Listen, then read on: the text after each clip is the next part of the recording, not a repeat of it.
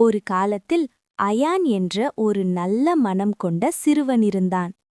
ஒரு நாள் அவன் தனது அறையை சுத்தம் செய்து கொண்டிருந்தபோது படுக்கையின் கீழே மின்னும் தங்க நிற பென்சில் ஒன்றைக் கண்டான். ஆச்சரியமாக அயான் அந்த பென்சிலால் காகிதத்தில் ஓவியம் வரையத் தொடங்கினான். அவனுக்கு நம்ப முடியாத ஒன்று நடந்தது. அவன் வரைந்த ஓவியம் உயிருடன் வந்தது.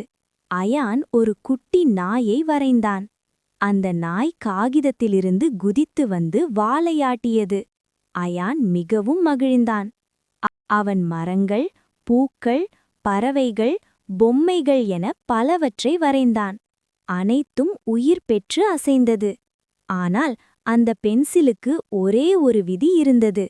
நல்லதும் கருணையுள்ளதும் மட்டுமே உயிர் பெறும் என்னும் ஒரு விதி. ஒரு நாள் அயான் சோகமாக இருந்து கொஞ்சம் கெட்டதை வரைந்தான்.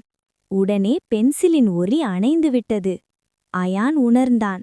அவன் சிரித்துக்கொண்டு சந்தோஷமாக இருக்கும் குழந்தைகள், உணவை பகிர்ந்து கொடுப்பது, மற்றவர்களுக்கு உதவுவது போன்ற நல்ல விஷயங்களை வரைந்தான். உடனே பென்சில் முன்னதை விட அதிகமாக ஜொலித்தது. அயான் புரிந்து கொண்டான். கருணையும் நல்ல மனமும் தான் உண்மையான மந்திரம். அந்த நாளிலிருந்து அயான் தனது மந்திர பென்சிலை பயன்படுத்தி மகிழ்ச்சியுடனும் சிரிப்புடனும் உலகம் முழுவதும் பரப்பினான். அந்த மந்திரம் என்றும் சக்தி வாய்ந்தது.